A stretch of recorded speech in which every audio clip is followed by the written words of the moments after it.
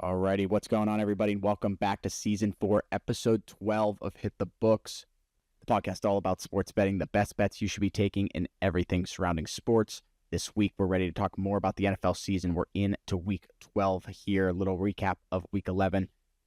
Plus, we're going to talk about some college football and the playoff implications coming into that with this new 12-team playoff, as well as some power rankings here in the NBA and the NHL. And sorts, but this week with me I have Huff and Big Hoss, brother of Ace. I don't know if we're including that. We'll see. But nice to see you guys. Hoss, why don't you get us going? What do you got going for us this week? Yeah, definitely excited to be on, guys. I appreciate you guys having me. Been a long-time fan, long-time listener, but avid live stream guest on Sundays. Been enjoying those too. Hopefully we've been catching a few of you guys' tickets, those of you that tune in. But really excited to get going here. Got a lot of good things to cover, so looking forward to it. Oh, yeah, totally agree. Love having you on the live streams. You had a great element to them, bringing all the Ravens stuff and a little battle there in the AFC North. So, Huff, why don't you get us going here before we jump into this week? What do you got? Yeah, obviously, sports going, NFL season's flying by. The fact we're already going into Week 12 is crazy. Steelers obviously play on Thursday Night Football, coming off a big divisional win to another divisional game. Another one next week. Steelers have a gauntlet. I'm not going to overlook Cleveland or Cincinnati despite their records, but college football, we're starting to see the bracket compared to the rankings. I'm excited to get into that with a lot of college football. I haven't been good at betting college football this year, but it's been absolutely electric. I'm excited to see how this playoff works out, and Penguins continue to disappoint me, and that is I'm pretty tapped out on the NHL right now. I'm not going to lie. I am too. It's hard to watch. Despite when we go to the games, I'm like, dude, I just like when they're not good. It's like watching the Pirates kind of. Yeah, I agree with that. Alrighty, let's get going here into the NFL. Starting out with a little recap here last week, Week 11. The Eagles taking down the Commanders. Saquon, 2 touchdowns there, 26-18. The Steelers sliding by the Ravens here, extending their record to 8-2 with a tough, slow game. Yeah, win streak, Pittsburgh. 5-0 in their last 5. Correct. Any thoughts on that, boys? Us? Yeah, definitely. I mean, this is like I told Huff. I mean, definitely address the elephant in the room. I mean, I'm sure you guys are riding high after that big win, but I mean, it's been a really tough road for the Ravens. I mean, we've had a lot of big games, won a lot of them too, been in a lot of close games with even some teams that I think we can really beat. And a lot of the sentiment that I've gotten from a lot of the people around me, especially in New England, is that like the Ravens are underperforming when they play in games like that. I feel like they, for some reason, when we play a team that isn't as good or on paper or just even pound for pound and talent wise, like they overthink it. Yeah, it's a team we should blow out, and for some reason, it's just the offense doesn't look like it can get on the same page. Obviously, we still have the O-line to address. There's a lot of bad penalties, a lot of long yardage situations starting out early on in the game, and obviously, when you get later in the game against a team like a divisional opponent like the Steelers, obviously, you can't turn a 1st and 10 to like now it's 1st and 15, and then you get a couple. There were so many flags in that game; it was crazy. But there's so many, we get that all the time. And honestly, it's just so frustrating to watch every single week. I'm like, what is it going to be now? And it's a different problem every week too. And it's tough because you guys and the Chiefs, I think, are the top penalized for pre-snap penalties. It's like whether it's false starts or illegal formation or, you know what I mean? It's horrible to watch. And honestly, like a lot of it gets taken away because luckily Lamar Jackson is Lamar Jackson and he can get that first down after a big third down, or Derrick Henry breaks a big one open, and people seem to forget about those lapses, that really bad play calling on the and not play calling, really bad offensive line play. Yeah. And that really does play a lot into their game plan. I mean, you can't really get to those short yardage situations that everybody fears when you go up against the Ravens. 3rd and 1, 3rd and short is always free in Baltimore when you get Derrick Henry and Lamar Jackson in the same backfield. But obviously, I don't even think the problem really is any of the weapons on the offense. I think they're great. If anything, I'd like to see people get more involved. I'd really like to see Deontay Johnson kind of get to form here. That'd be unbelievable to see. But I think we have a lot of great things going in terms of how the offense can look. But I've never seen a game this year yet where every single facet of the Ravens offense and defense has clicked. Like there's either like, Lamar's playing great, Henry's playing great, that receivers are getting involved, they're doing well, but the O-line can't hold up their end of the bargain. And then you go to the defense, and Roquan Smith is obviously looking great. He gets hurt, and then now we don't have him this week. And then we have Eddie Jackson, former Pro Bowl safety, for some reason just forgets how to play football when he comes over to Baltimore. So he was supposed to be a big addition for us. Now I don't even want to see him on the field. And I think a lot of Ravens fans feel the same way. Another piece, Marcus Williams, not starting again this week. We got to start our Darius Washington at safety after we signed 2 former Pro Bowl safeties to come in and fill a void and really lock up that back end. Not to say that we have a weak secondary, because I really think Marlon Humphrey, Brandon Stevens, Nate Wiggins, unbelievable cornerback depth. I think, and obviously we're going to be getting Arthur Mollett back. TJ Tampa getting thrown in the mix a little bit. We really have a lot of great pieces. It's just we can't ever get everything to click at once. And I think once we do, people are going to be like, it's going to be really scary for a lot of teams. I think the closest thing we've seen to the Ravens playing to their full potential was that game we played and blew out the Buffalo Bills. I think, was that Thursday Night Football or was it Sunday Night Football? It was either Thursday night or Sunday night, because I remember it was a night game. If me being a Steeler fan, the one, I don't think you can overlook this loss too much. Like I don't, or overthink this loss too much. You held the Steelers to literally no offensive touchdowns. They squeak by a classic Steelers Ravens win, 6 field goals, get the win there. The loss that I do think the Ravens is going to hurt them all year is that one against the Raiders at home. Yep. Oh, definitely. And that's honestly, like, it's so stereotypical Ravens football. Early in the year, you're going to play a team that shouldn't even be in the game. They somehow found a way to squeak out a win. And like you said, there's no way, it doesn't matter how great Lamar plays, how great Derrick Henry plays. That's still something that's going to be on the stat sheet. Nothing you can take back now. And that's the tough thing, is now there's no more room for that. You can't have another loss where, well, we got screwed on a few different things, or somebody got hurt. Well, whatever the excuse is going to be, Justin Tucker missed field goals, whatever it's going to be, you can't have another game like that. And it's strange because you look around the league, these teams that are great, and I really do, and not saying this as a Ravens fan, but just as a football fan in general, the Ravens are the top tier, I think, in the NFL. I mean, we put out our power. They're still held to that standard for sure. But we put out our power rankings. I think the ones that we put out today said that they were like in the hunt, or whatever the exact term was that you guys used. But I really think that we are the marquee of the AFC. I think the Chiefs obviously know how to win, and that's the difference between us and the top talent in the NFL, is that we're, I think, on paper, pound for pound, can't compete with a lot of these big teams. But for some reason, it gets to be crunch time, and then I don't know if we just throw the blueprint out the window, or we just don't know how to play football. But I don't know who to blame. If it's necessarily the play calling, is Lamar Jackson being as versatile as a runner and a thrower too much for an offensive lineman to take on? I mean, that's a really big ask. Instead of going forward, you're always going left to right all the time, because you never know what he's going to draw up.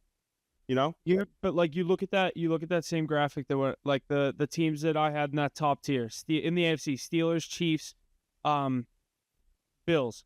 You guys demolished the Bills. You showed you could beat the Bills. You lost to the Chiefs by a half a shoe size, and you just lost to the Steelers in Pittsburgh by 2 points, and they didn't score an offensive touchdown.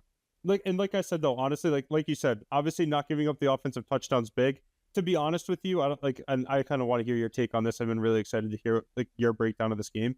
But this is really my biggest sample size that I've seen of the Steelers at this point. And like I said, I don't tune into every game like you guys do, but at the same time, it is a little bit about what I expected. I was like, if you look at the last matchups that we've had together, it's always been a one possession. Literally every single game has been decided by one possession, and a lot of them, as of late, have come down to the final play of the game. And out of the last like 9 matchups or whatever this is, where the Steelers are now, was it 7-1 and now it's 8-1 in their last 9? I forget I was saying the stat all last week. I think now it's 8-1, not 9-1. In their last, because they still play this year. So it was the last 4 years before this game. So in the last, whatever that stretch of games is, 8-1.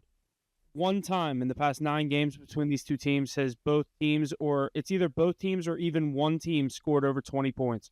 And it was one of the games you guys beat us like 31-10. Yeah, I don't even really remember what that game was specifically. It was like 3 years. It was like at the beginning of the streak. I'd like to see the stat line of that game, honestly, because it's like, I feel like a lot of these games, for some reason, it's like like you said, I don't know what it's been looking like in Pittsburgh as far as like every single snap. I see what happens on the red zone, and I'm like, wow, good for you guys. You know what I mean? I never, like, obviously I hate the Steelers, but obviously good friends of mine on the cast.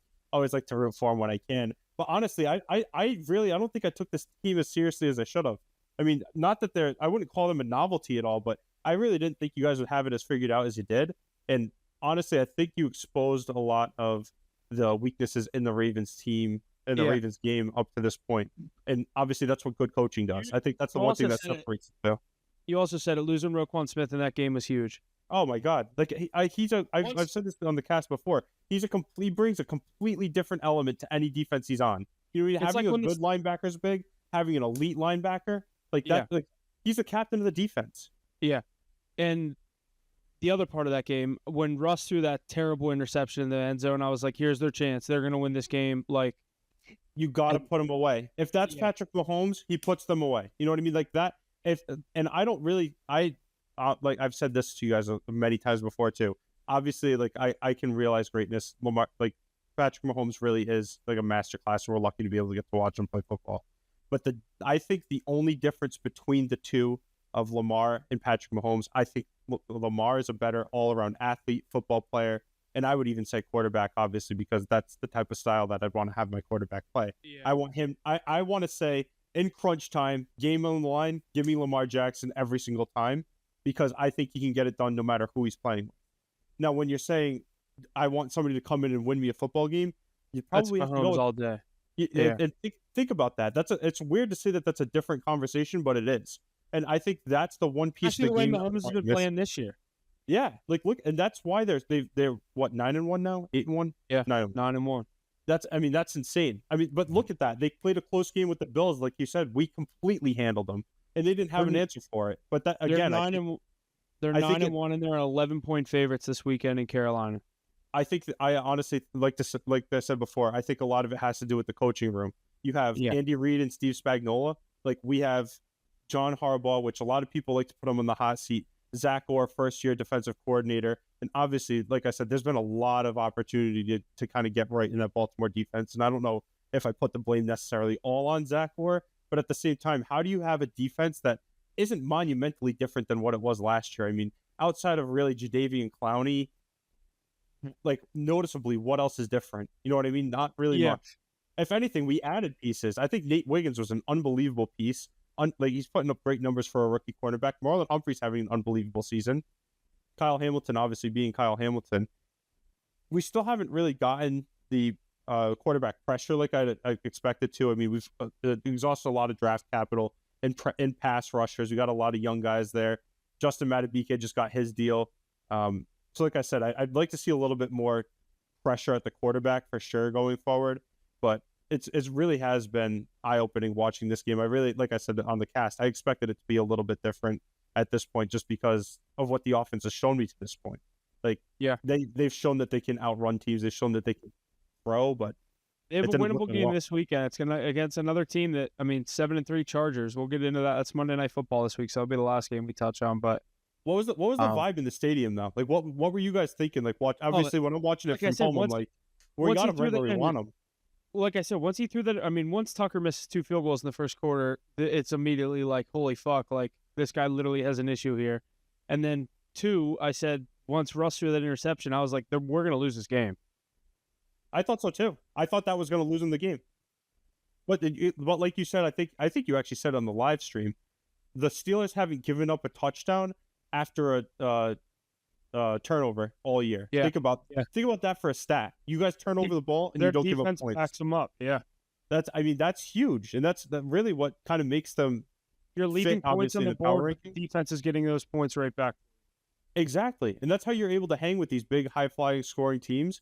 Like you slow everything down, which I thought was going to be something that the Ravens could handle at this point now with Derrick Henry and Lamar Jackson. But we just couldn't get enough done late. And I don't know. This is definitely going to be one that I want to have back for sure. But like we said just recently, like there's not really too many more of these games you have left on the calendar. You got to make all the rest of these ones count for sure. And they play again in what, 4 weeks? Yeah. And you know what's crazy is we don't have a bye. When's your guys' bye? We already had it. Week 10. It was before the Washington game. We've not had to. You guys don't lose out the bye either. Yeah, we haven't had our bye yet. Like this is going to be a long stretch. I'm kind of looking forward to the bye, but like we have a lot of big matchups coming up too. You said, it's fun of weeks. We have in Cleveland, in Cincy, home against Cleveland, in Philly, in Baltimore. What do you think you guys do in that stretch? Just really quick off the top of your head. I think we're going to lose in Philly and in Baltimore. But I also think we're going to beat the Chiefs on Christmas. at home. That'd be a crazy win. I would just like. That's gonna be a really good game. So. I want to get out of the division going 4-2. They can take a loss to. I don't want it to be against Cleveland. I'd rather be able to say like, all right, they lost to Burrow in Cincinnati. He threw for 400 yards. Like now that they're 8-2, I truly think we can end the season 12-5. That'd be huge. I mean, think about how big that would be for you guys. I mean, going into the playoffs, if you can beat the Chiefs, that's going to be a really big. I think that's going to shock the world. But I wouldn't. And be the really last game of the year is home against the Bengals.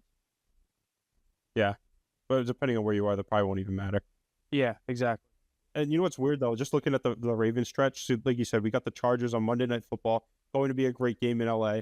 And then we have the Eagles in Baltimore on Sunday at 4:25, game of the That's week. huge. Definitely. That game's in Baltimore. Yeah, that is huge. But honestly, like I hate that we have to go to Philly. yeah, it's huge for us. But like to be honest with you, Lamar Jackson is unbelievable against the NFC. So I'm gonna keep taking that until it dies. And then we finally have the bye in week 14, which I think is ridiculous. And then we get the Giants, which should hopefully be a blowout game. But that's another one of those games buried at 1:00 in the Meadowlands. At that point, hopefully we'll be 9-4. That could still be DeVito. You'll be fine. You'll be fine. You laugh, dude, but like they're one of the only teams that beat Lamar Jackson last time. And Yeah, honestly, true. with what's his name, the defense there, what's his name? He used to be our old DC. Oh God, I can't believe I'm blanking on this. Oh, what's his name? Martindale. Yeah, Wink Martindale. He loves to go throw that zero pressure blitz on Lamar Jackson. So hopefully we get that figured out by week 15.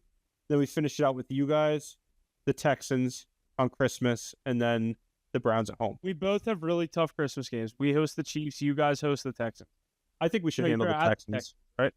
Yeah, I think we should handle the Texans, especially on Christmas. That'll be a fun game to watch. It's going to be a great slate for Christmas, too. Yeah. But still, tough schedules for us both going down the stretch, but I'm really excited for the way this football game's going. Yeah, absolutely. Let's get into this. What is it, week 12 now? Week 12 slate. Yeah, for sure. What do you like here? Yeah, we'll jump right into our week 12 slate, starting out with my Steelers. Steelers at Browns, AFC North matchup. Steelers are 3.5-point road favorite. Browns, like I said, plus 3.5 at home, over under 36.5. Steelers minus 200. Browns plus 165 at home on the money line. Steelers are 0-7 on their last divisional Thursday night football games and 0-5 under Mike Tomlin in that stretch. Wow. That's a crazy stat. That's a really weird trend to be coming at this game with too. I mean, it's also a weird line to begin with. Like this 8-2 versus 2-8. This should be like Steelers minus 5.5. Yeah, but it's AFC North football, so they're going to give them the benefit of the doubt, I guess. I'd expect that line to change too as time goes on, for sure. Yeah, I'm gonna take the Steelers. I don't think the Browns are going to be the team that trips us up. I don't want to overlook this game, but I also like the under 36.5. It's supposed to be really shitty weather. Give me maybe like a 24-10 Steelers win. Yeah, I'd get that under. I'd probably agree with that too. I mean, especially if it's going to be rainy. But this is another one of those teams that we fell a trap game too against the Browns and Jameis Winston.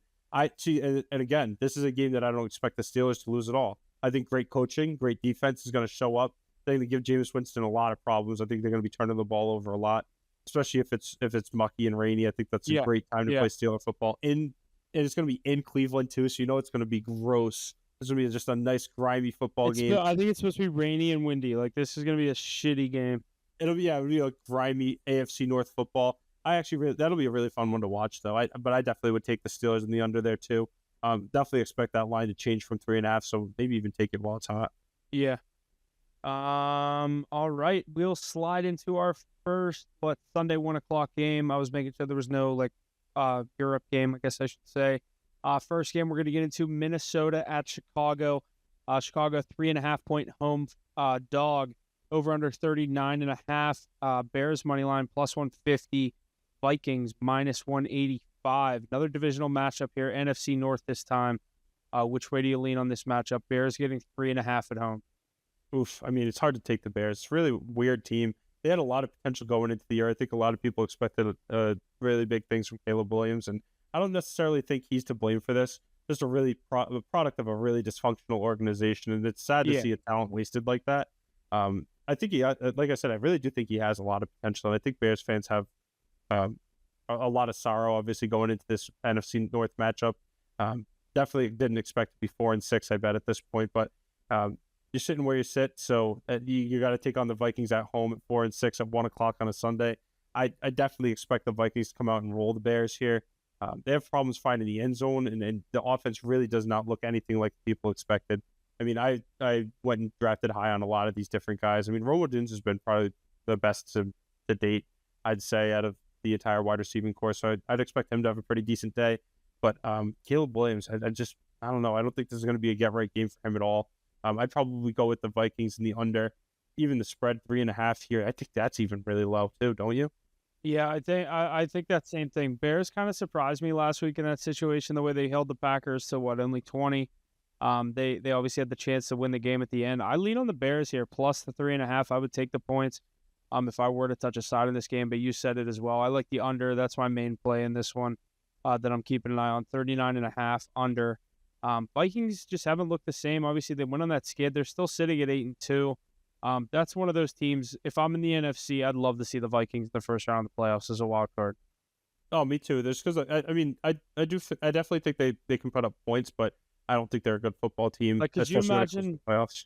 You imagine the Vikings somehow slide to like wild cards, like the wild card 3 spot or the 7 seed, and they have to go to Philly. Yeah, like they're gonna get blown out. Like that's yeah. And it's funny to think like that because I feel like the NFC is so weak. Like I feel like for us it doesn't really matter. I don't know how big you are on following like the NFC at all, but like it's so weird because like you look at the top teams there and it's just like who are you even afraid of in the NFC? Like the Lions and the Eagles are the only 2 teams I think that could even come out of the NFC this year. Yeah, and like I'm not really worried about either of them. I mean, obviously, like I said, we both get to play the Eagles, so that'll be cool to see how we fare against them. It'd be nice if they get 2 losses there too. Honestly, I wouldn't be shocked if they do. It's a weird, like the NFC is just a really weird conference. I mean, these teams beat up on each other all the time. I honestly would expect the Vikings to come out and have a really good day against the Bears, kind of little brother them a little bit. But a tough first round wild card team to see right now would probably be the Packers. That would probably be the hardest one in the NFC. Oh, definitely. Like Lions are going to win that division by a mile. Packers are going to be the wild card 1. They're going to have to go to the lowest. They're going to go to the Falcons. Think about that. They're going to blow them out. Yeah, that's going to be insane. And then we could get Lions Packers in the second round. That would be crazy. And honestly, if all the favorites win and then the Packers lose, or Packers win. Who would you even like in that? If it's in Detroit, I would take the Lions. I think the Lions are truly. I thought they were going to go to the Super Bowl last year. I bet them in that game plus the 7. They went up and then blew it in the second half. I think that team's like a team of destiny. You think so? At least to get there. I think they're a safe pick to win the NFC. The only thing I would get, like, I put it this way, like, I look at the coaching between those 2 teams, the Lions and the Eagles, the 2 teams that I think can get there, and I'd take the coaching for Detroit 10 times over 10 over the coaching in Philly. Oh, me too. Especially if the game's going to be in Detroit. Yeah, I can't trust Sirianni with like a NFC championship on the line. He's just such a bad coach, and it's such a weird organization too because they have such great talent. And the roster, again, pound for pound, when you take a look at like that kind of a depth chart, they have so much depth, and obviously the Lions do too. They have a really good solid roster, but they rely really heavily on that run game and the play action pass. So I mean, it'd be really nice to see how they go down the stretch. But these really weak NFC teams, it's just going to be so funny to see who comes out of that. Yeah. Speaking of the Lions, that's our next game. Lions 9-1 heading to the 5-6 Indianapolis Colts. Lions minus 7.5 is a road favorite. A lot of road favorites to start these out. First three games. Colts plus 7.5 at home. Over under 50.5. Lions money line minus 400 and Colts plus 310. I took the Lions last week against the Jags. What was it? Minus 13.5, minus 14. They won 52-6. Yeah. They just absolutely shit on them. I was surprised Doug Peterson didn't get fired after that game, but I guess losing to Detroit is what was expected, but 52-6, that's tough. I mean, they were up 3-0. I guess they could spin it that way, but Lions looked unbeatable in that game. Jaguars are terrible, though. I think they're going to be the team that gets Travis Hunter, but because they know how to lose. I keep saying to Ace, your Drake May, he's doing good, but he's winning too many games if you want Travis Hunter. You need to have like 2 wins, 3 wins at the end of the year. But I think I'm going to take the Lions here again, minus the 7.5. I think they're just very good on offense. Another indoor game for Jared Goff. I think the Anthony Richardson fun that he had last week, I don't look for him to do the similar things that he did against a good Lions defense. Give me the Lions minus 7.5.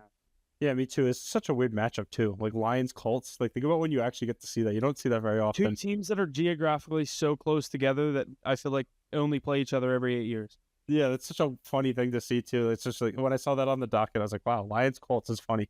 But when you like you said too, like I mean, Anthony Richardson, I really do think he's a good talent. I don't think they missed on that pick at all. I think they might have probably drafted him a little bit higher than they should have, but definitely a good talent. I don't think he's going to get it done against this Lions defense, though. I mean, Kirby Joseph's been playing unbelievable on the back end, but their pass rush and their linebackers play good football too, so they're going to keep that offense in check for sure. I think both running backs are going to have a pretty good day on the ground, and Jared Goff's going to be slinging that rock. So I'd actually really like to see Jameson Williams too in this game. I think he's going to have a great one against this kind of weak Colts secondary. Yeah. Another divisional matchup: New England Patriots heading to Miami. Miami a 7.5 point home favorite as well. Over under 46. Dolphins money line minus 400. Patriots plus 310. Which way do you lean on this one? I mean, it'd be tough to bet against the Dolphins, but at the same time, divisional game.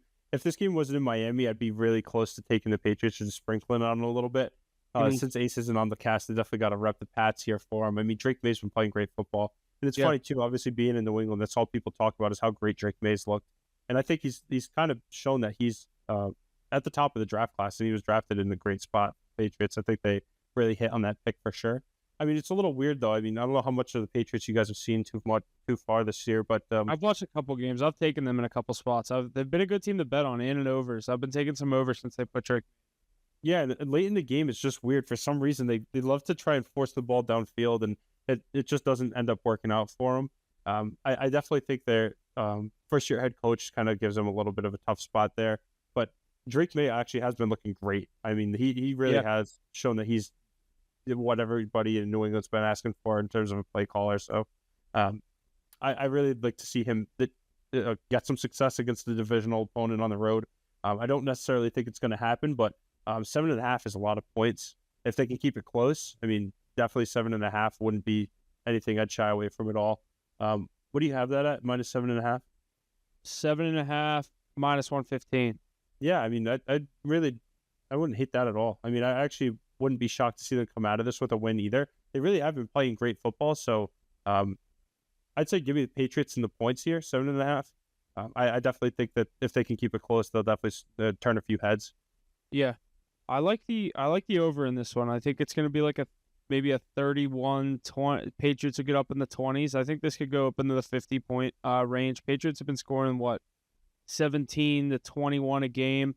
Obviously, we know what this Dolphins offense is capable of. I like the over 46 in that. It's another divisional matchup. Tough to take those overs there, but in Miami, weather shouldn't be too much of an issue. So I like both teams to put up the points.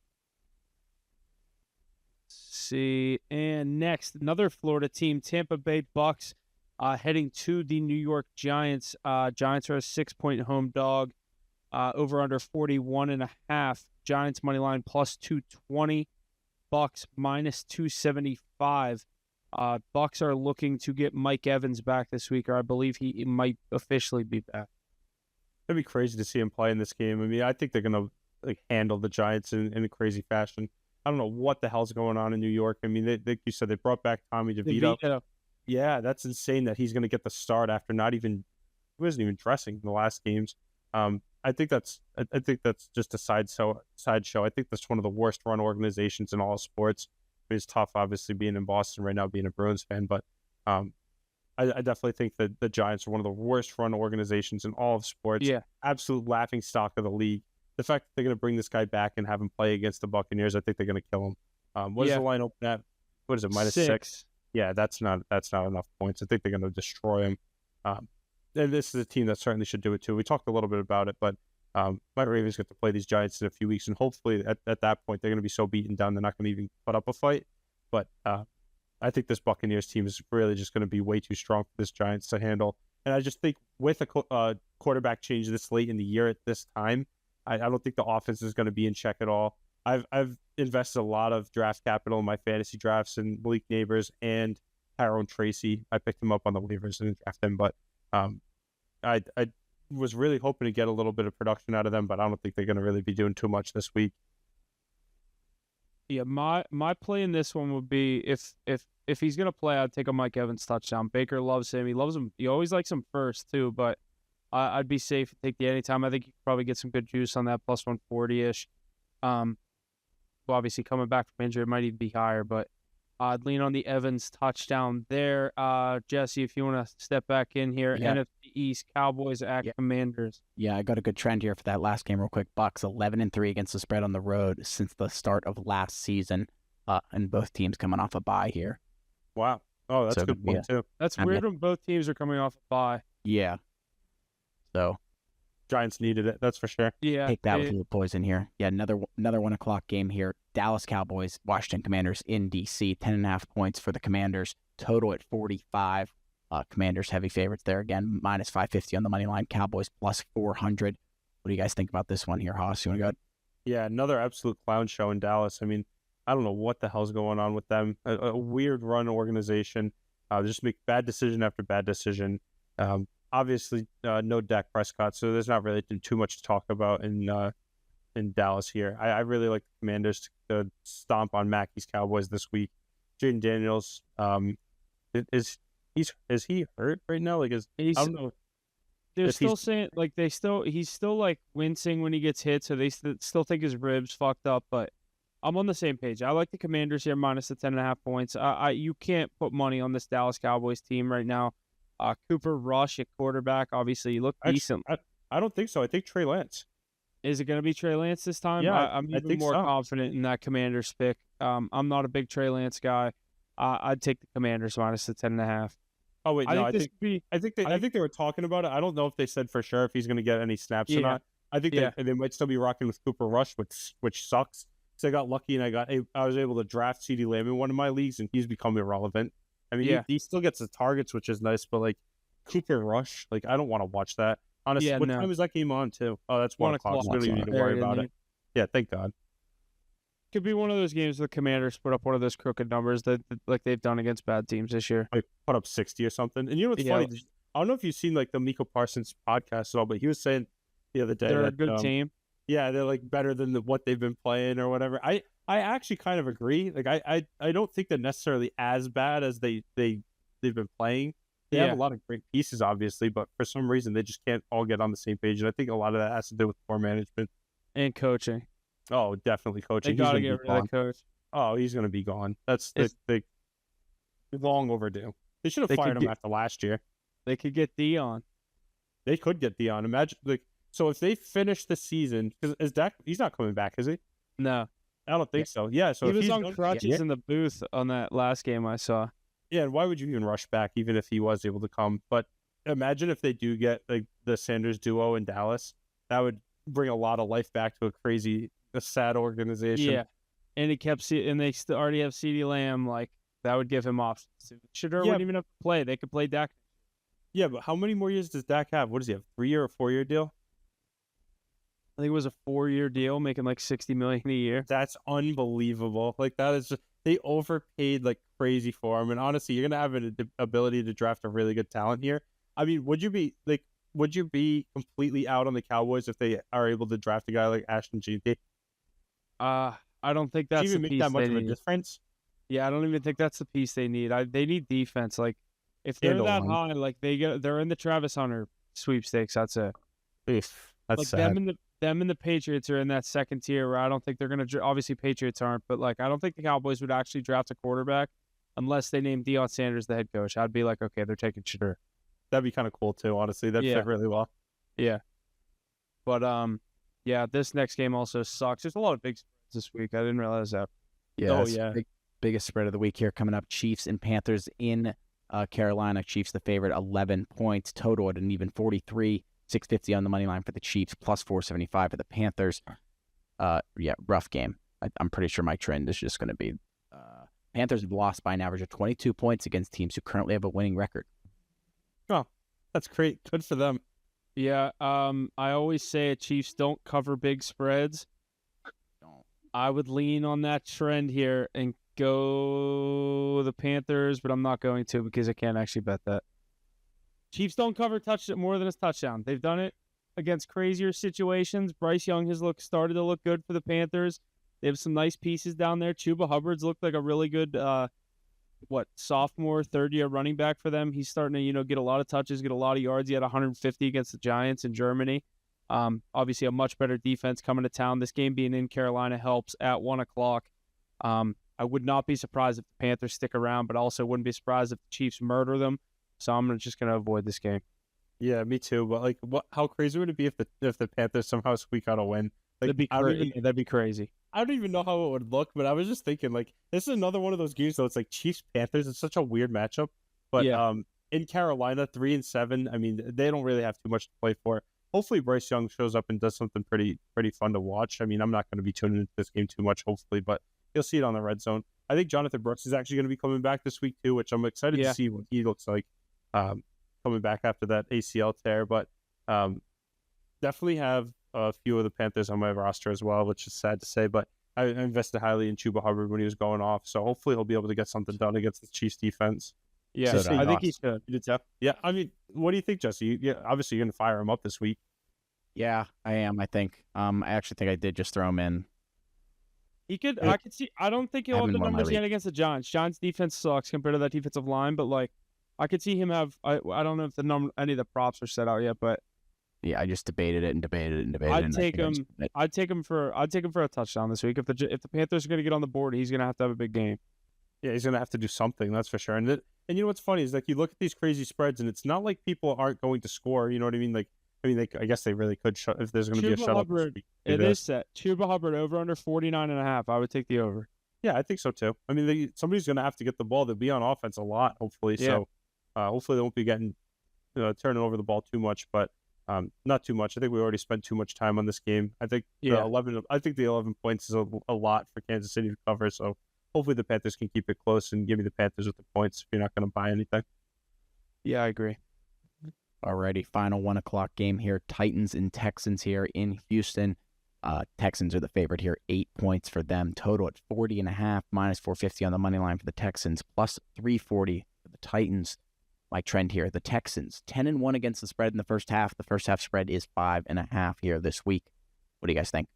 I think the Texans are back now that they have Nico Collins. Obviously, we saw the first play against that Cowboys. What was that, Monday Night Football this week?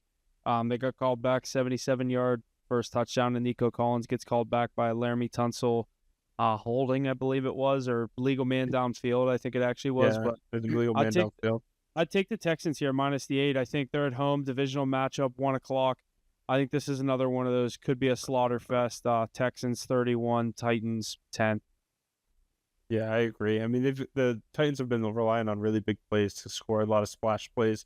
Looking for guys like Westbrook-Akine and Ridley. Calvin Ridley, obviously. So definitely going to be another fun divisional game to watch. I actually really like Will Levis too, but I definitely think the Texans make quick work of this Titans team and obviously put them down. Show them the Titans are also trying to lose games, so they're another team. When they want to lose, believe me, they'll lose.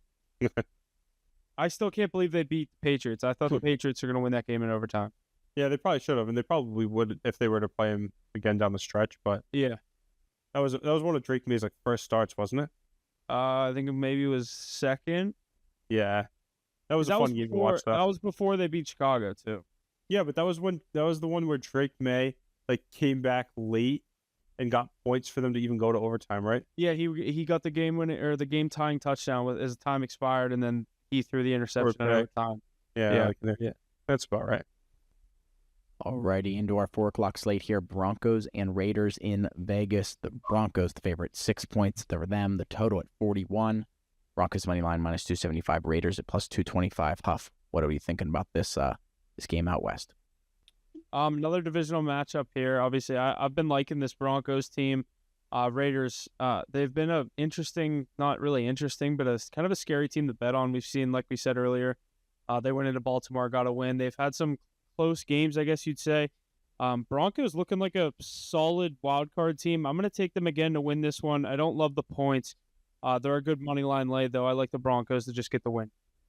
Yeah, I agree with you. I mean, the Broncos have been playing good football, and I really like Bo Nix. He's been cooking really well, and obviously if you drafted Cortland Sutton, you're really happy to see that he's been able to pan out. Obviously, I think they got everything they bargained for when they drafted him. So I definitely take the Broncos with the, what is it, -6? Yeah, Yes. -6. I don't know if I'd go -6. I think that's a pretty high for this Raiders team that likes to kick around and stick in games for some reason. I don't know how they're doing it. They don't really have too much on offense, but they definitely hang in games. Do either of you guys have like anybody on the Raiders in your fantasy lineup? No, I drafted I don't. Zamir White, and I cut ties with him after, I think, week 5. Yeah, I'm sorry to hear that. Everybody's so Yeah. high on him, and he played well too last year, but for some reason couldn't carry that into this season. I think Alexander Madison's banged up. I don't even know. I picked it. That's what I did. That's what I did. I dropped Zamir White and picked up Alexander Madison because he was getting all the touches, and he just hasn't been good either. So I don't play either of them. Yeah, I don't understand how they put up points at all, to be honest with you. Brock Besser, I guess, has been doing really well. So Yeah. If there's any glimpse of He was hope the on that number. lineup, He had the rookie record for receptions in a game in their rookie season or some stat. I forget what it was. yeah, because they literally have nobody else to throw to. I think he had 11 catches. Didn't he have 11 catches?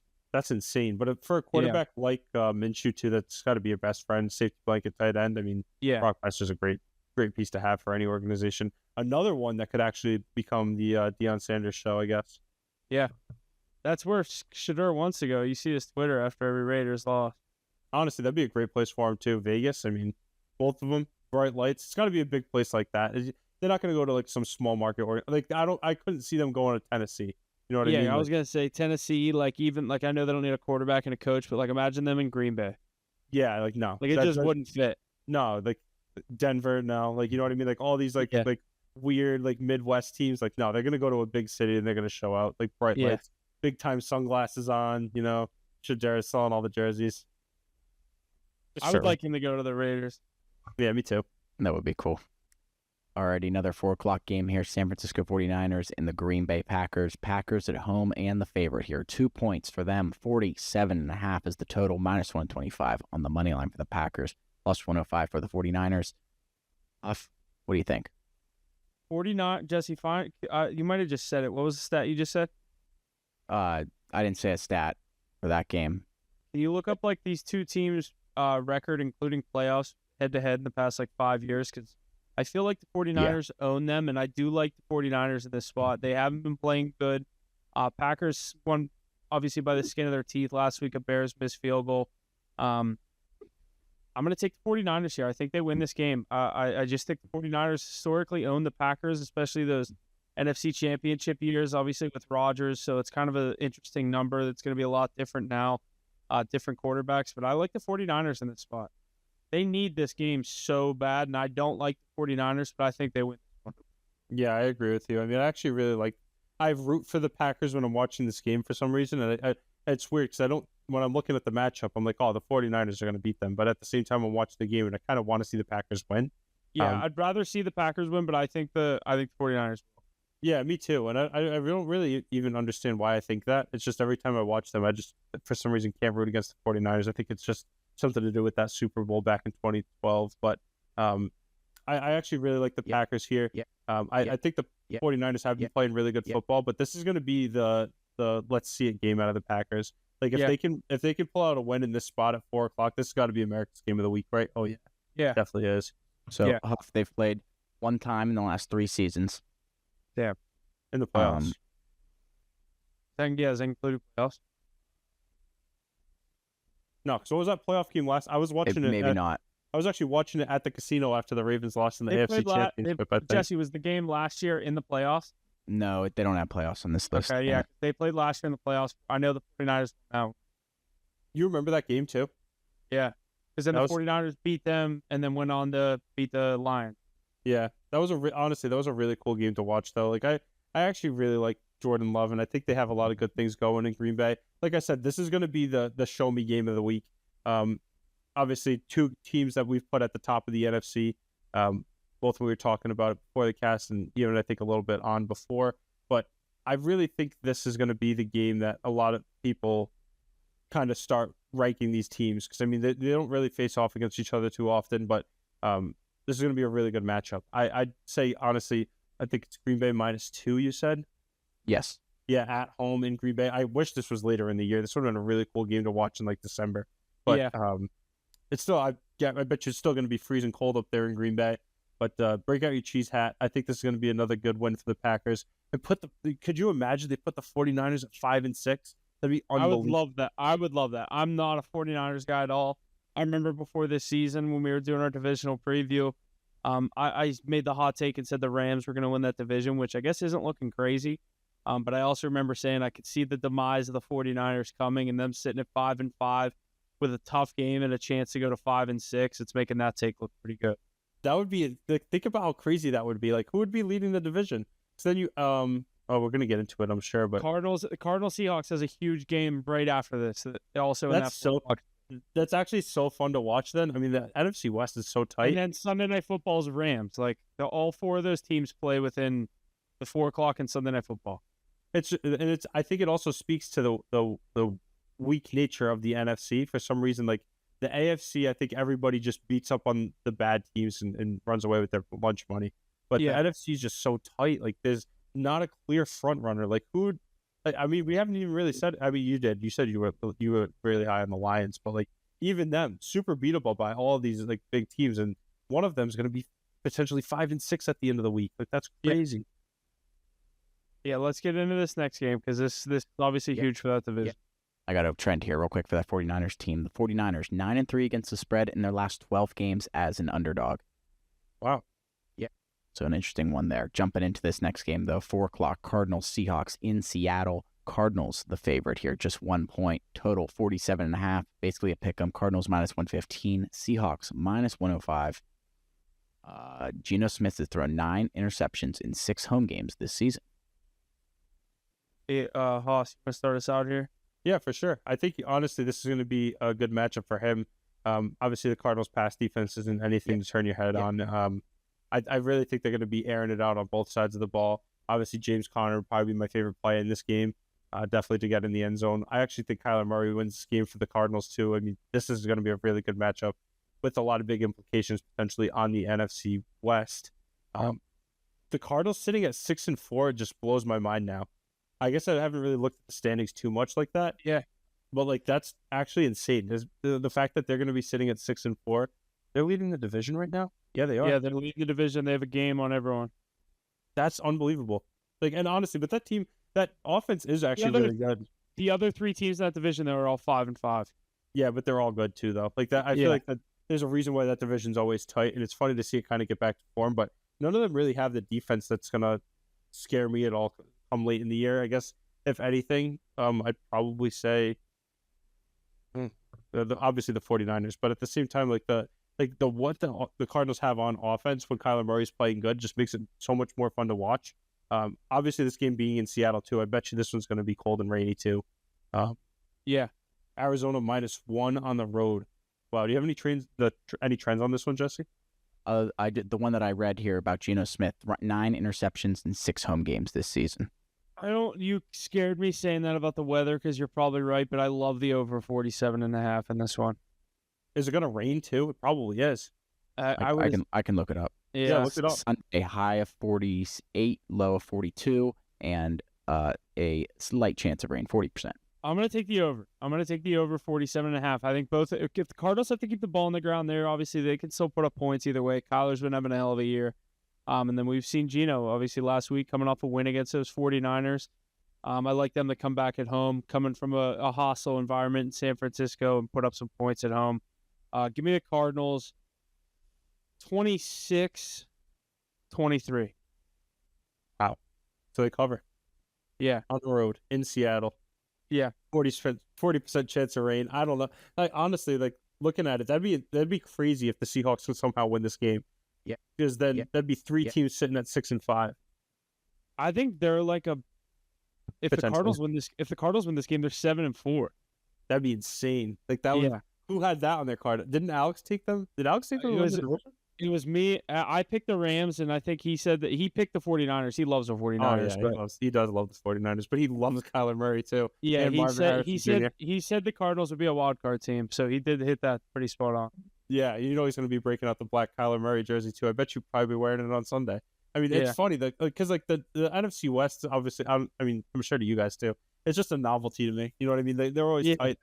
They always battle it out, and it's always fun to watch too. This is definitely going to be one I'll probably be flipping back and forth on too. This 425 slate's actually great. They Yeah, have really good. it's actually good for once. And it starts out with the Broncos, then you get the 2 good games, and then Sunday night's a good one as well. Stuff. Sunday night's a great one. Yeah, let's jump into Sunday night here. Eagles and Rams in LA. Eagles the favorite here. 3 points for them. I've seen it at 2.5 places. Total 49. Eagles minus 155 in the money line. Rams plus 130. I got 2 trends here. Rams 2-9 against the spread in their last 11 games against Philly. Rams 3-10 straight up in their last 13 games as the underdog. Wow. I don't like any of those stats. Sorry. That completely just changed everything I was about to say. No, I mean, we talked about this too, Huff. I want to hear what you have to say about that one. I want to take the Eagles, but my heart's telling me the Rams are going to win this game. I know why though. Like why? Because they're at home. Yeah, On Sunday Night 'cause they're Football. home in the prime time, and I'm just going to take the better coach and McVay to figure this out. And I might even take I'll take Rams plus 3. I'm not going to take the money line in case any fluke shit happens. They lose by 2, you cover. Give me the Rams plus 3. I'm not super confident in that. Oh, me either, because I like the Eagles. Like I want to like the Eagles so bad. Like a lot of my friends are Eagles fans, and I love Saquon Barkley. He's unbelievable, obviously. And their defense, like I just don't understand why they're not as good as they should be. Like they have a really weak schedule. They play in a weak division. And for some reason they're 8-2, but that's the craziest 8-2 team I've seen in a long time. But it also speaks again to how weak this the NFC conference can be. I also like them to obviously go far in the playoffs, hopefully go past the first round. But this is going to be another one of those like show me games. Like I want to see the Eagles come out and show the league why they're 8-2 and they're on a masterclass. I think a lot of the times they get bailed out by how great Saquon Barkley can be. And I don't necessarily think that the Rams defense has an answer for that kind of a run game. I would definitely say give me the Eagles here. -3 though. I would take them. What was the other game that I said I like someone to win? Broncos. Would if you like the Eagles, I would take the money line. I could see this be a tight game. Yeah, definitely. Me too. I don't know if I'd go -3 at all on this one, especially on Eagles Sunday night. Broncos money line would be plus 124. Yeah, I like that. I think the Broncos is for sure a win. You could be sweating the Eagles at basically plus 125 for Sunday Night Football. It's Sunday Night Football too, so if you're planning on staying up late, maybe it's a good. Well, honestly, see how you do on the 1 o'clock slates, and then because that's for a 4 o'clock. Yeah, that wouldn't be a bad way to roll into your Monday. Yeah, and then your boys on Monday night. Let's get into size. Yeah, let's do it here. Monday Night Football, Ravens and Chargers in LA. Ravens the favorite here, 3 points for them. Total 51. Ravens minus 155 in the money line. Chargers plus 130. Ravens 4-1 against the spread in their last 5 games at the Chargers. 9-2 against the spread in their last 11 Monday Night Football road games. Us, what do you think your boys do this week? I think we put on a show. I mean, Monday Night Football, Baltimore Ravens. I think it's going to be a great one for us, and I think it's actually a really good spot too. We honestly handle the Chargers. Their run defense obviously isn't where it should be when you're playing against a guy like Derrick Henry, Lamar Jackson. You're going to have to come right, and I really don't expect them to on Monday night in LA. I really think this is going to be a good one for the defense too. I mean, we were talking about a little bit earlier, how we have a lot of different personnel changes going on right now, but hopefully the defensive line really shows up for us in this one. If we can get to Justin Herbert and get them rattled, I really think it's going to be a good way for us to kind of settle in and take it to them. I think this one's going to be, I really like Ravens -3. I don't know about the over though of 51. I mean, it is high, but also I do expect this one to be high scoring, just because our defense hasn't been able to keep people off the board too well. And I mean, the Chargers sitting at 7-3. This team knows how to put up points. They've been doing it well.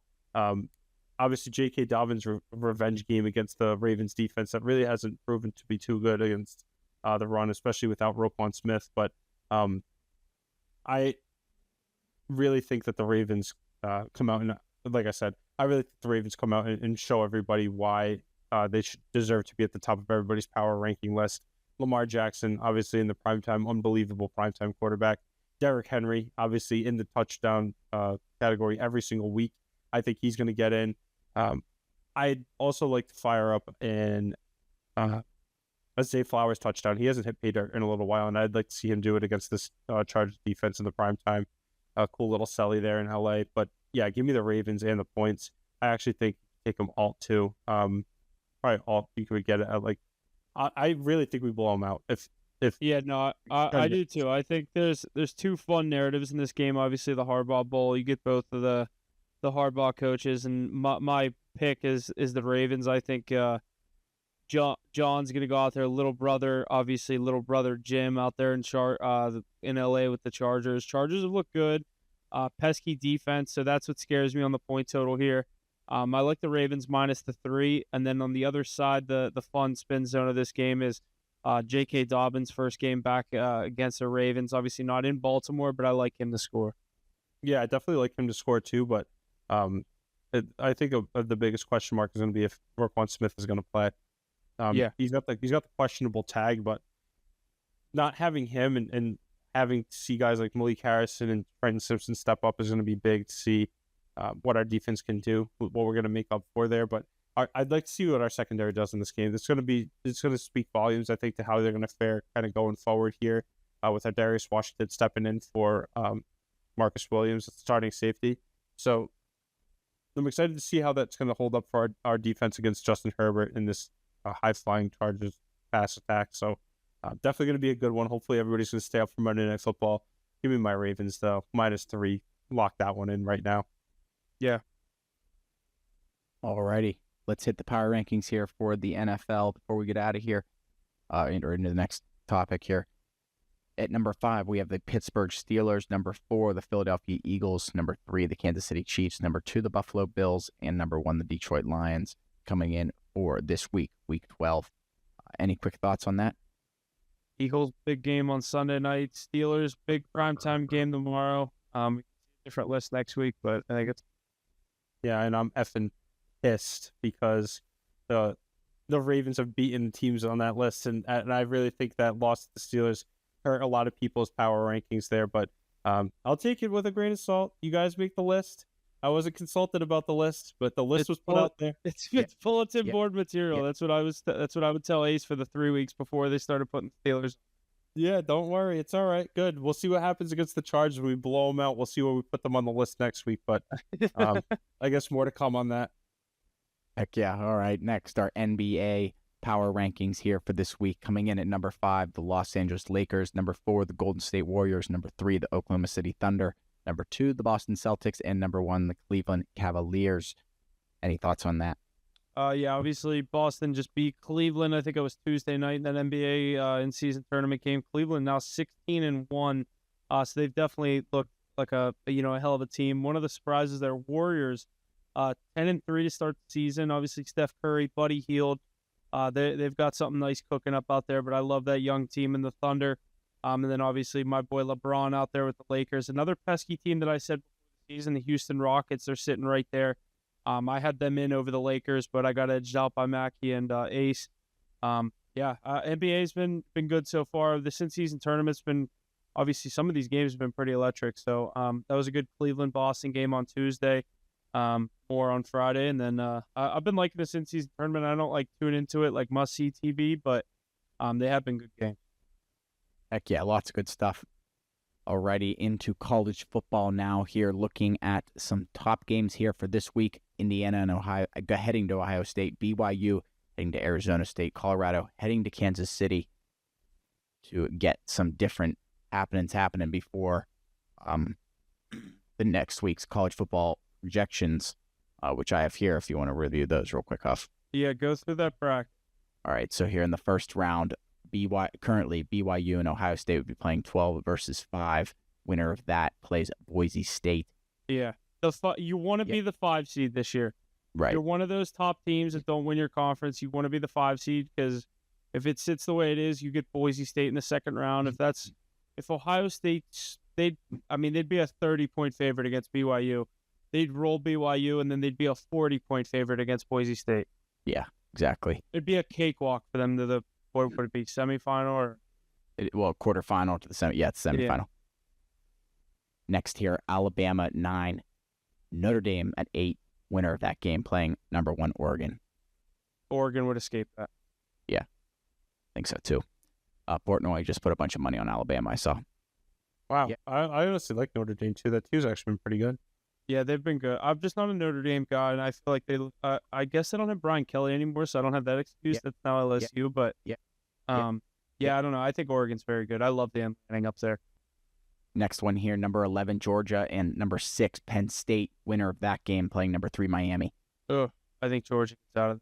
I agree with you, sadly. Yeah.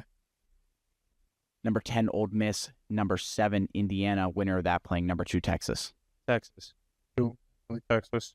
Yeah, I'm not big on this. Obviously, Indiana's been the fun team. Who's it have them playing in the first round? Old Miss. Yeah, I'm not. I think Ole Miss would beat Indiana, and then I think Texas would beat Ole Miss. Yeah, with you there. Then I'd get my Texas Georgia rematch that I've been waiting for. You're right. You really think they'll roll Miami though? Like you don't believe in Cam Ward like that? I just don't believe in that team and like the way they've played and like let some of these bad teams come around and hang around. I still think they should have 2 losses on the year. They lost to Virginia Tech. That Hail Mary was a touchdown, and they just already had all the students rushing the field.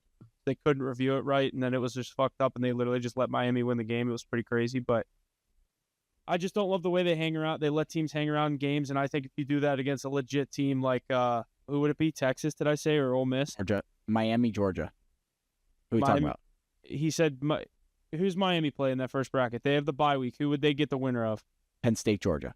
Yeah, I don't. Even if Penn State gets past Georgia, I'd take Penn State against Miami. I just don't. I don't think they're. I think they're obviously Cam Ward's unreal, but yeah, I'm not big on that Miami team.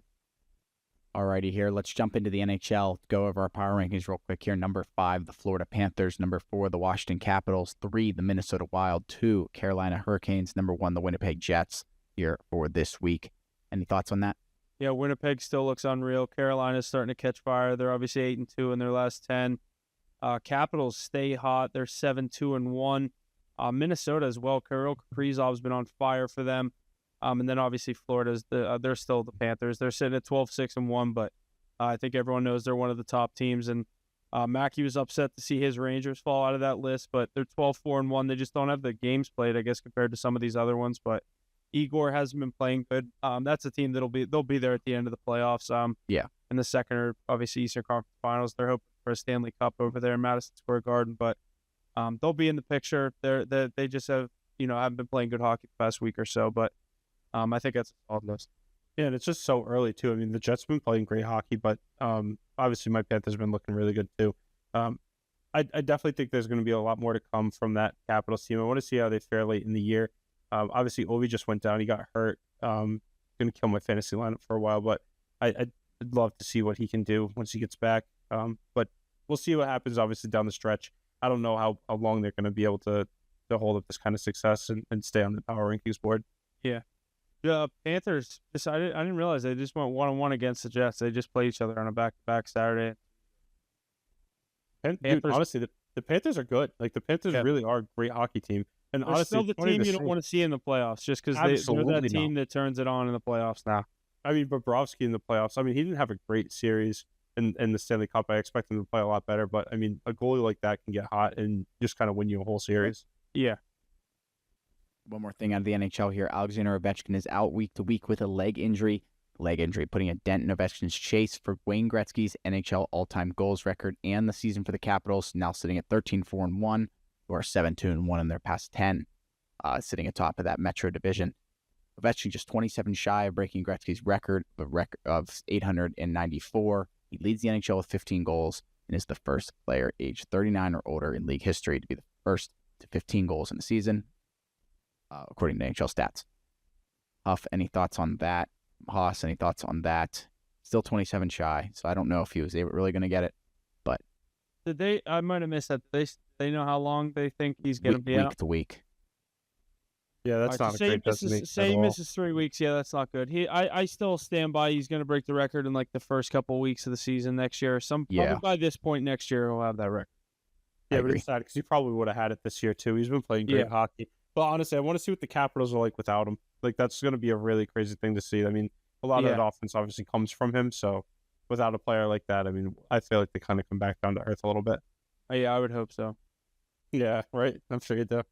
Alrighty, a couple other little things here. Netflix revealed Tuesday that Friday's live boxing event between Tyson and Paul drew 108 million viewers globally, making it the most streamed sporting event ever. Netflix's live broadcast from AT&T Stadium in Arlington, Texas, peaked at 65 million concurrent households in the U.S. An estimated 56% of all TV viewership in the country was tuned into the fight between 12 a.m. and 1 a.m., which is crazy. I could care less about the fight. I did watch it, but I had to watch it through AB's Twitter stream. Yeah, And I was one of the probably 64 million people stuck on the spinning wheel on Netflix. Oh my God. How horrible was that? So That dumb. is fucking ridiculous. And honestly, you know what is even worse about that, Huff? The Ravens play the Texans on Christmas on Netflix. Like, I literally, I Steelers and Chiefs on Netflix too. It's like, what are they going to do? I had no plan on watching this fight, and my wife actually was like, "Oh, why don't we watch that, like Jake Paul and Mike Tyson?" And we wanted to see Jake Paul get his ass kicked, but Yeah, I did not like that fight at all. I mean, you dumb. you guys saw those I clips. didn't even. I literally saw like clips of it. That was it. You It was saw dumb. Yeah, but you saw clips before the fight of like Mike Tyson like beating the shit out of his trainer, and I was like, "Damn, this guy's gonna kill this kid." And Yeah, and then now all I'm seeing is clips of like him pulling punches and stuff, and I'm like, okay, so like maybe it is fixed. I have no idea. Thank God I didn't throw money on that, but like So I was just it was not allowed. Like Huff, we couldn't bet on it in PA because the casinos couldn't verify if it was fixed or not. okay. That's the reason it wasn't in. I bet you it There's was. a handful of states. So did you watch like how much of it did you watch, Jesse? I watched the whole thing, Yeah, like but I literally my dumbass was sat around and watching boring. opening card, and then I froze, and I was like, I'm going to bed. yeah, yeah, like, it's just not worth that. the fights, the prelim fights were way better. It was Like actual horrible. fights. Like I mean, their terrible match was so football. boring. I mean, this is terrible. This is terrible fighting. Like, I mean, I just wanted to see Mike Tyson throw like one big punch. I was like, Yeah, if he just gets one in, I'll say like, because obviously I'm sure your parents was the same thing as what my dad said and my uncles. Everybody's like, oh, Mike Tyson, best fighter I've Yeah. ever seen. This guy used to Right. throw a punch, and obviously he's 50 something years old. That's unbelievable that he even got in the ring, and it was cool to watch. But at the same time, like that was not Iron Mike at all, and I was No, really it was so weird. I was excited to see it, and like I said, the fact that my wife wanted to watch sports, it's like hell yeah, let's put it on. And then I got the spinning wheel for a million years, just like Huff did. So I had to pull up somebody's stream on TikTok that was Yeah. illegal streaming, and I got to watch it that way. If I have to do that with the NFL, I'm going to be ridiculously pissed. Which now that I have a soapbox, I'm going to use it. The fact that I have to pay so much money to YouTube TV, and I still don't get every single game on like that's broadcasted on the NFL is ridiculous. It's so much money for me. That is annoying. I mean, obviously, all I want to do is watch the Ravens, but then give me every single game that's on. Like, you can't Right. say, oh, well, then you got to have a Netflix subscription. You got to have an Amazon Prime subscription. Like, being an out-of-market fan is unbelievably hard, and I have no idea why they make it so difficult. Yeah, To try and watch my team. Like, I'm a Ravens fan in Rhode Island. Allow me to watch them every single like, I don't care where you want to stream it. Just make it a subscription service so that I can watch my team whenever I want to. Like, yes, it's nice to have like everybody comes over. I got the Ravens room. You guys can see it. Like, this is the entire room we got here. We got the three Oh, TVs. yeah. Oh yeah. When I tell you, we got it. Like, we got the red zone on this one. We got the Ravens on that one, and we usually have the Patriots on that one. But we have the amount of operation that needs to go into as football Sunday is Yeah. absolutely ridiculous. Like, that just I needs understand. to change and make it easier for the casual fan to watch their team. That's all I gotta say. I am 100% with you. I think Sunday tickets way overpriced. I couldn't get myself to get it this year, but Yeah, but you don't have to. You get to watch the Steelers whenever you want. I was Right. gonna say we also go to too many games to buy that. Like I can deal with the streaming. Like when Jesse, we've missed one home game this year. Like yeah, other But than doesn't when that we're kinda away, suck, I don't mind. What'd you say?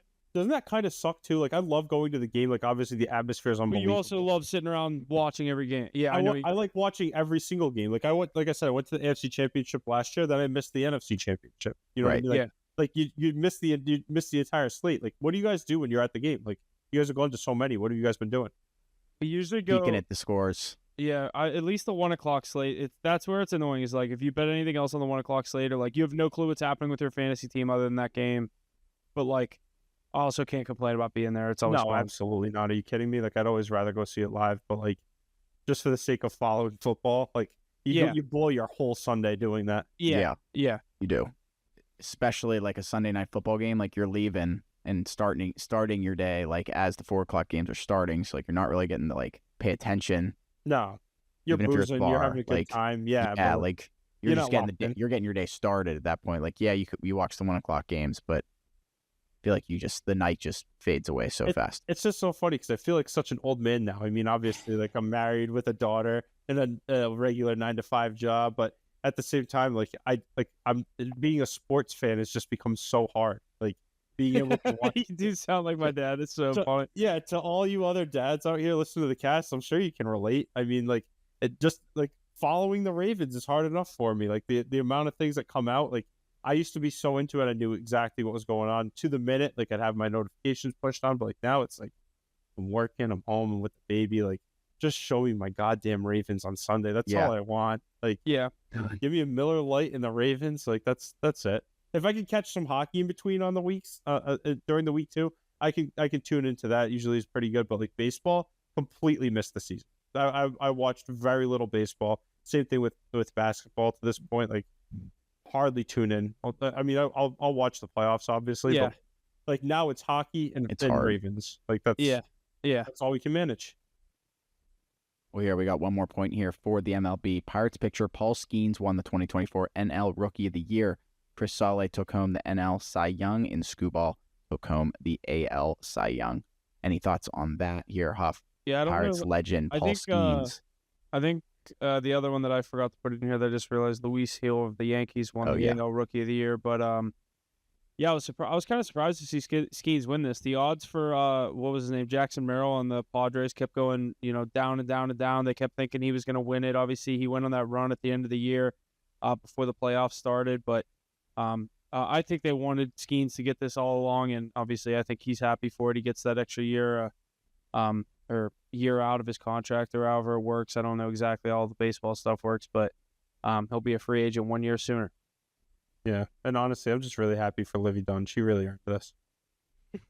She was way more excited than he was. Did you guys see his reaction? Yeah, I know. He's such a weirdo. Yeah, he's like weird. a very antisocial. Like he's just plays sports. He doesn't want to talk. Kind of reminds me of like Bryce Harper when he hit the scene. Yeah, like too cool for school all the time. Yeah, like, I just hate that. Like I mean, I don't know about you guys, but the I mean, obviously it's really just the Ravens. Like Lamar Jackson's such like a real human being that when I see somebody that's not, and I'm like why would you ever be anything except for that? You know what I mean? Like I don't know. Like big time everybody else, I guess. You know what I mean? That's gonna make me a fan. Now I want to buy a Paul Skeens jersey. Like just show me more of your hot girlfriend. I don't know. Alrighty, well, that's going to do it here for us this week on episode 12 of Week 12 of the NFL, Week 13 of college football. That's all I got here this week. Anything else to add, boys, before we get on out of here? No, I think that's going to do it. Make sure you stay tuned Sunday doing the NFL live stream. Haas, you're welcome back for that as well. Give out our top 5 games there, all of our picks as well on Sunday. Steelers, Browns tomorrow. So whenever you're listening to this, that'll be tonight. So let's go Steelers, get another win here. We'll get all of our plays out by, say, like 6:30 p.m. for Thursday Night Football. And then, obviously, Sunday, make sure you're staying tuned. But turn on those post notifications. Give us a follow, like, share, subscribe, the whole 9 yards. We appreciate it. Haas, thanks for coming on. Appreciate it. Yeah, that's about it. Yeah, thank you guys for having me. Let's go Ravens. Awesome. See you guys on Sunday.